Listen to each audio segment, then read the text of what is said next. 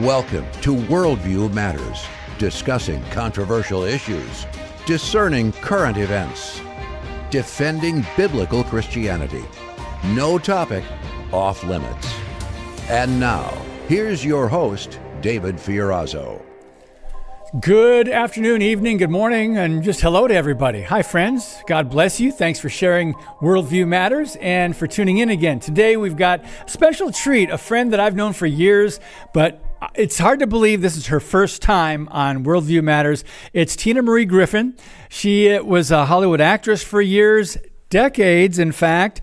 She built a reputation of being a leading media expert. She's traveled globally speaking, and this is over 20 years now, revealing how pop culture and the entertainment industry is glamorizing harmful behavior. Hello.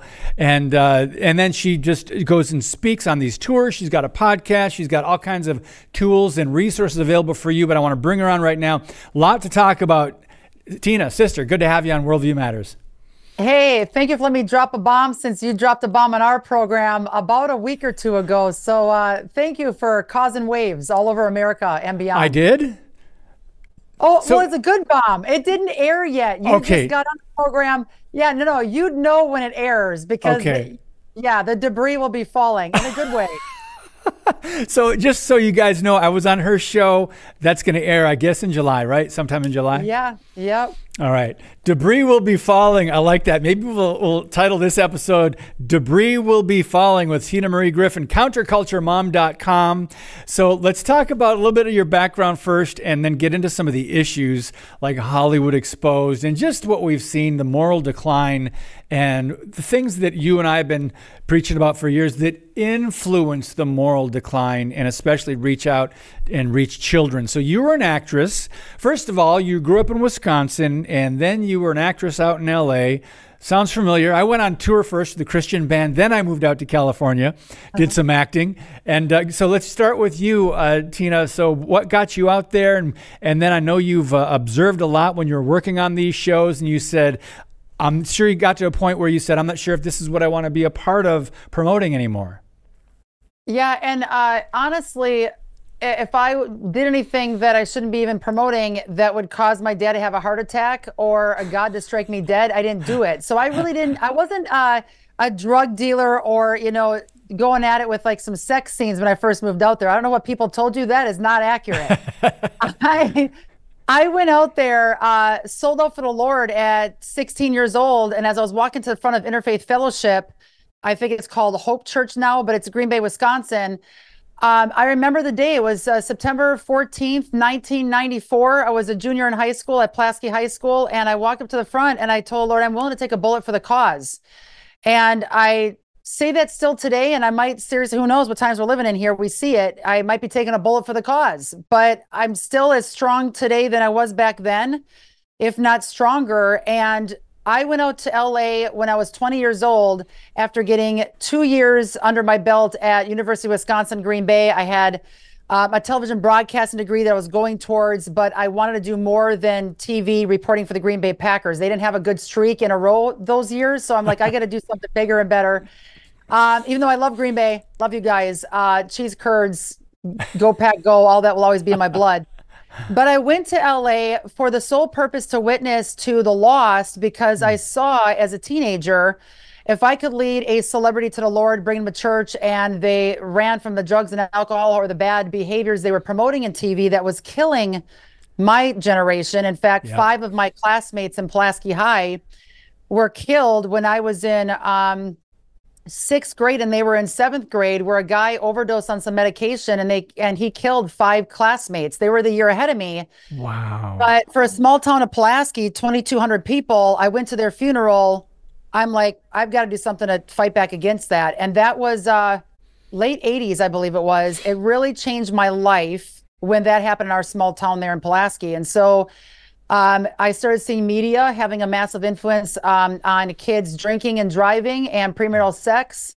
Back then, the cutting wasn't a big issue and we didn't have any tech gadgets in our hand, but still it was nasty business. That's what caused me to want to go to LA and reach celebrities for the Lord, learn as much as I could in film and TV so that I could change the message coming from the Hollywood Hills, instead of death and destruction, life and living it to the fullest. And if there was a death scene, if there was a drive-by shooting, that the reality of those actions would be portrayed, not the glamorization of it. That's good. I want to go back to something you said, trying to witness to people there. I've got a good friend still out there. He's a screenwriter. He's a comedian. He does a lot of extra work, and he writes scripts, and his name is Jonathan Kahn. He's given Bible tracts to, do you know him? I don't know of him. I mean, I haven't met him in person. I've gone to his events. He's phenomenal. Okay, well, he's given Bible tracts to Tim Allen, Sylvester Stallone. He'll walk up to someone on the set, and within 90 seconds, I admire his boldness, but sometimes the sensitivity where he's at, but he does it anyway. He gives Bible tracts and shares the gospel with one sentence. And I'm going, wow, man. I mean, yes, we're all called to do that, but that is a gift, to not be intimidated, to go up to a star, a celebrity who needs Jesus, by the way. And you're right, Tina. You're right. If more of them would be saved by the blood of Jesus and come to know the Lord, be born again, just imagine the impact an already famous person could have. Go ahead and share any stories you have or comments on that. You're going to have to tell me when the time is up, because I could give you 3,478 stories that are file cabinet in my brain. The most recent one that I can think of, I was just on tour. I did a 2-week tour throughout Iowa. It was phenomenal. I got to speak at Rise Fest.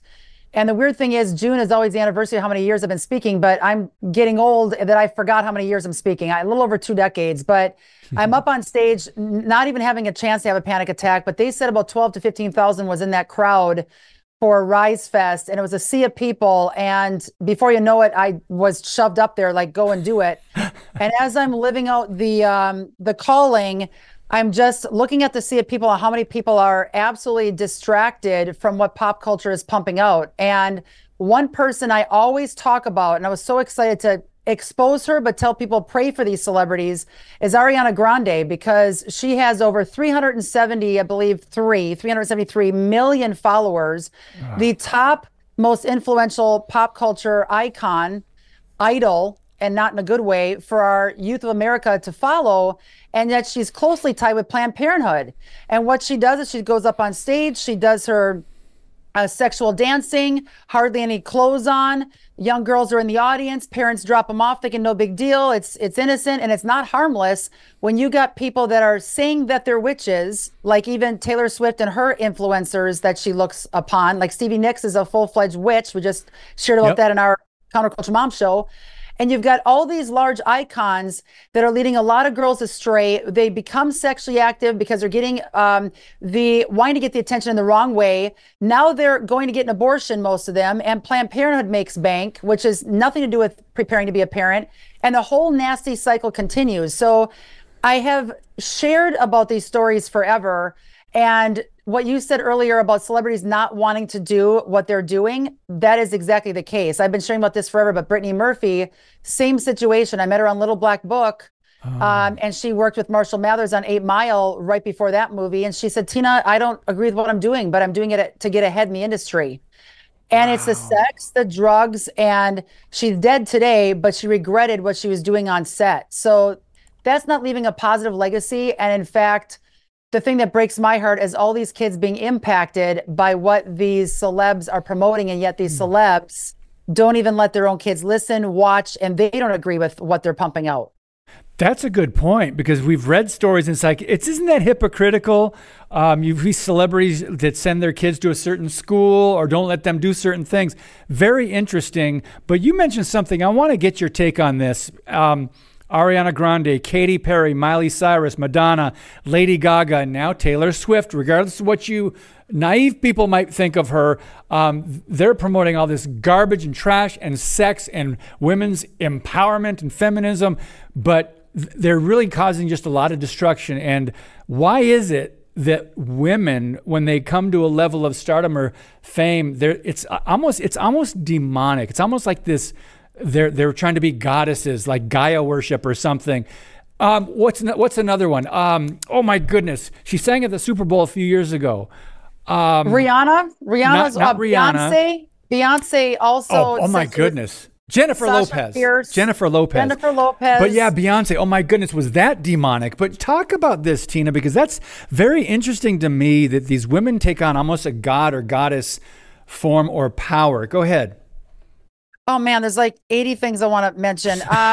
First of all, to nail home what you said about these different celebs, you said it's almost like demonic. It really is demonic. That is exactly what it is. And Taylor Swift, I challenged the kids even the last couple of weeks, look at what these people are wearing. She just wore, while on tour, a very risque outfit that had snakes on it. And she is very clearly showing us who she follows, Lucifer. Yes. So just by calling it out the way it is, what I like to do with teens that might say, oh, it can't be that bad. I tell them, do the research. Man, prove me wrong if you can.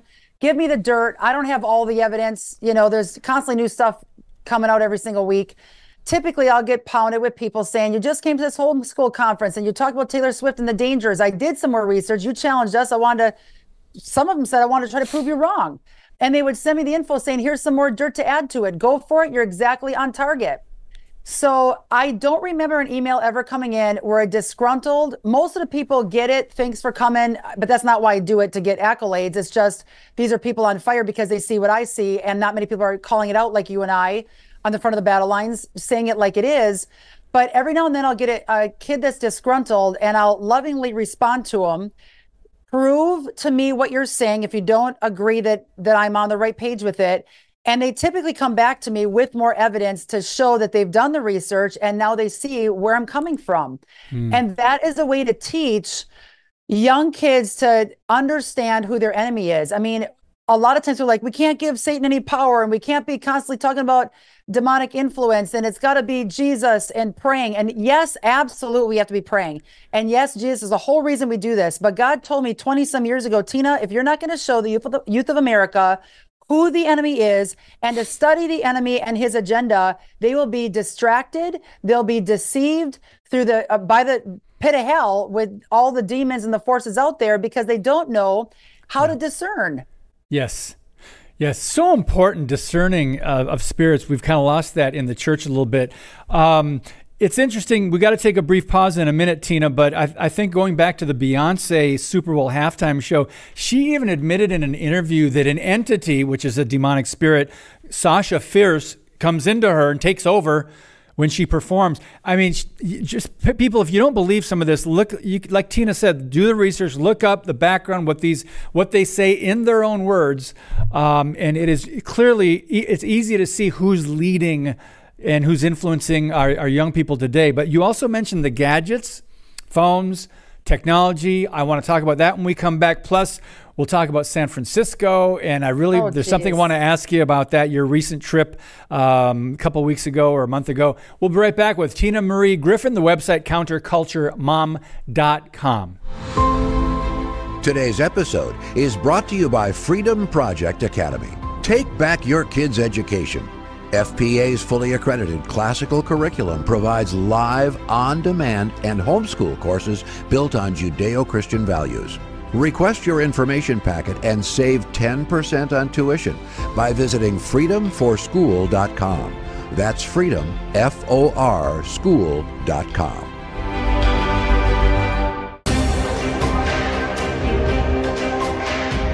So Tina Marie Griffin, Counterculture Mom. First of all, where can people hear the Counterculture Mom podcast? How often and where can they access that? Absolutely. The best spot to go to is counterculturemom.com. That's counterculturemom.com. On there at the very top, you'll see a show tab. You can either watch the program. We're on about 25 different TV platforms at the moment. You guys are our top choice. Oh, yeah. And we also have American Family Radio. We're on 179 stations every Sunday afternoon at 1 p.m. Central, in between Jan Markell and Alex McFarland. And then, of course, any kind of podcast platform.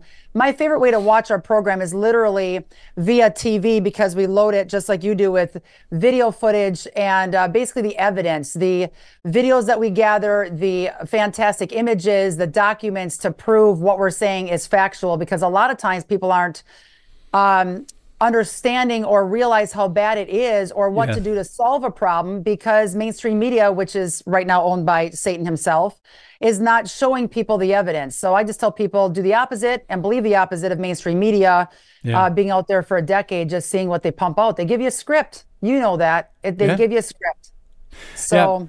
And I'm also thankful for our brothers out in Simi Valley, California, Pastor Joe Schimmel, Good Fight Ministries, and Chad Davidson, Ephesians 5:11, because you and I have been on that same page for years, exposing the deeds of darkness, not participating with Pride Month and what's going on. Actually, it's queer all year. Let's just be honest. It's not 1 month anymore.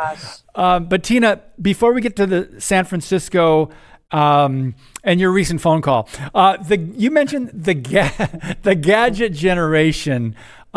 Speak to that for a minute. Our great grandparents would have no idea what to do with all this. I mean, phones, computers, everything else. The technology today, it's really easily distracting. People have shorter attention spans, and that puts a hindrance in a way on the Word of God. Although we can use all these things to share the gospel and promote the Word of God, point people to Jesus.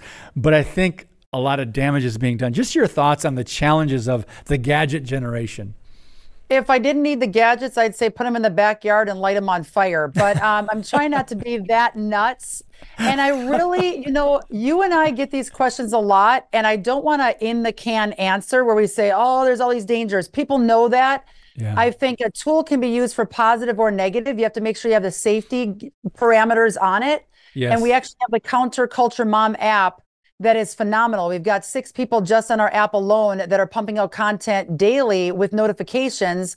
And if parents want to know what's coming up for a movie, a TV show, a series, if it's a free viewing to something, Ken Ham with the Ark, if he's got a special running, one of our podcasts that popped up with godly entertainment for people to watch, or just something to be aware of that's new on TikTok, you name it. We have it fast and easy popping up through our Counterculture Mom app that helps people navigate it. So, and each kid's different. You have some kids that are responsible with a tech gadget at 15, and you have some 18-year-olds that can't handle a video game for 30 minutes. So, kids are, your kids the best. The biggest thing that I'm trying to focus on this summer is hardly have the kids on any tech gadgets at all and enjoy the outdoors before any more chemtrails are sprayed in the air. You see me where I'm constantly adding this in, but I am soft compared to you on our program. There was a part where you were so on fire. I think you didn't take a breath for about 2 minutes. I'm like, yeah. But you and I, it matters because we have one life to live. Let's make it count. Our kids are only under the roof for a brief blimp of time. My oldest is almost driving, and I feel like I just birthed him yesterday. So it's so important to spend time with our kids, go to the Ark, take a fun summer trip. We just did a summer special series on fun trips you can take, how to pack light, where to go overseas for on a dime. It's our summer travel series. So check it out at Counterculture Mom. But create memories with your kids. Every time we go do something for a couple of days in this 2-week tour, I had each kid look up the states we're driving through and give me the one thing they want to do before we leave that state. And just to make it memory, remembrance, so you don't have any regrets later. There's so many more things I can say, but have the kids cook. I mean, yesterday we could have had a fire in the kitchen, but 2 of my middle kids learned what not to do on the burner. That's funny. I know there's got to be a bigger, more of the story behind that, but we need to move on. That's funny. Here, by the way, here's a quote I can share that our great grandparents and our grandparents knew about, and I kind of knew about when I was small. But today, you say this to kids, they have no idea. They look at you like, "What? Go outside and play." And do what? Anyway, you and I are, so anyway, the gadget generation, but let's go to San Francisco now. Please, I mean, not physically, but you were there. Let me go back. Let me preface this first, a little story. When I moved out to California, the first place I lived in, I left my garage door open and my 10-speed bike was stolen. Now that, it's no big deal. It's just a 10-speed, right? But that was, my sister died when she was 24. She was in an accident. Her and my brother-in-law died, and it was her bike, the 10-speed, that I took and brought to California. And so it had a meaning. It wasn't just a bike. And I felt like, man, I felt violated. But you went through something, and I know a lot of people go through a lot worse. You went through something when you took a recent trip to California last month, and someone stole all your stuff out of your car when you went in. Actually, were you just dropping off some clothes to give away or something? Tell that story briefly. I wish that I sounded like a humanitarian when that actually happened. That wasn't the case. I wasn't giving. I was taking at that point, but I was getting for a deal. And I just want to preface one thing when you said trying to with the kids get outside and play. One quick thing I want to wrap up with that. It was back then when we were kids. My mom on the dairy farm in Wisconsin, right outside of Pulaski, they're just north of your studio, would have to ring a huge honking bell in the front yard to tell us dinner, because we would never hear her yell dinner. We were catching tadpoles. We were making forts in the hay and trying to bury our youngest brother alive because he had asthma. Just if he was bugging us, okay, we're going to put you in a hay fort. But we were literally outside causing the animals to stampede and trying to roll underneath the electric fence last minute before we get trampled over. That's what I was doing during my summer days. My brother's skiing, this is gross, but skiing on manure by grabbing the cowtails and kicking them.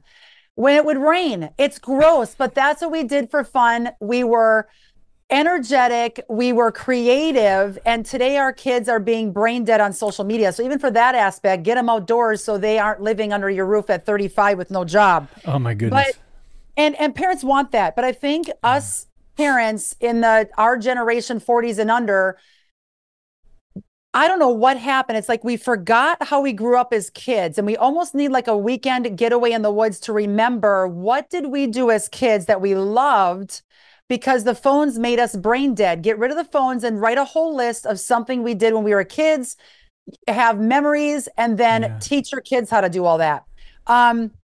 Anyway, that's what I plan on doing. So I'm taking my own 2 cents. Good. San Francisco, I was taking, not giving. Here's what happens. I really think sometimes I cause some of this stuff to take place, because whenever I thank God for something specific, Satan will come, or his demon force will come and take it. And I'm not kidding. It's specific stuff that I'm praying over. I'm still going to praise God for specific stuff. It's not going to stop me, because then I don't want the enemy to win. But I took a trip using some airline miles, and I literally had the map up in front of my face. I'm constantly working 24/7. I don't know how to not work. That's a problem I've got. I really have to slow down and take a breather. But I think it was growing up on the farm, we never sat still, literally, and it became a disease. I have to take a breather. Yeah. It's work ethic, pros and cons to that. Well, I took a fun trip out there, went to go visit a friend of mine that I met at NRB TV this last year.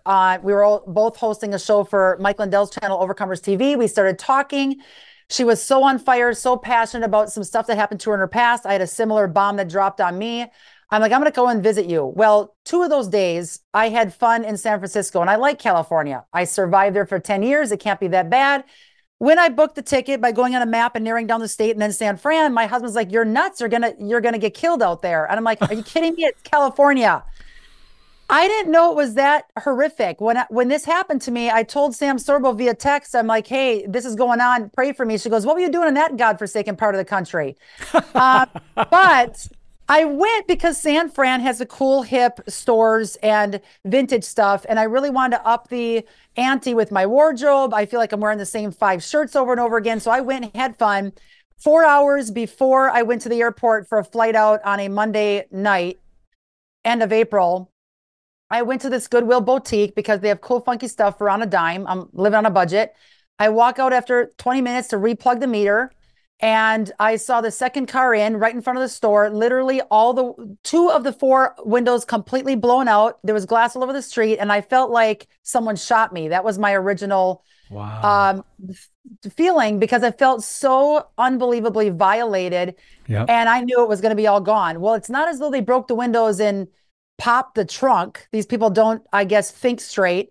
They didn't pop the trunk to get what they wanted out of the trunk. They took knives, sliced the seatbelts in the backseat of my car, and pulled it through the backseat of the car. And a guy got it on camera, said I tried to stop it. I was across the street. He showed me the footage. And I'm like, those guys have to be demon possessed. There's no way people like that move like they did and did what they did. And it wasn't just that. 2 hours before, I'm driving up the coast, thanking God for the ministry, thanking God for all the fantastic years in Hollywood, thanking God for the program that I've got, thanking God for the killer outfits and the jewelry and just funky stuff that I hardly ever can find.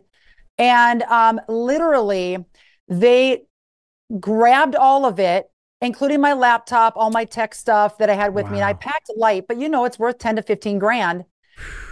Threw what they didn't want in some lady's lawn right down the street with my empty suitcase with my phone number on it. So I was at the police station telling Satan, you keep taking. Like, we lost our house this year. It's been one thing after another. Wow. But I said, you will never have my voice. And I'm yelling to the demons in this park by the police station.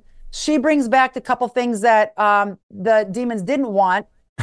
And then the treasures I specifically prayed for and thank God for 2 hours earlier were gone.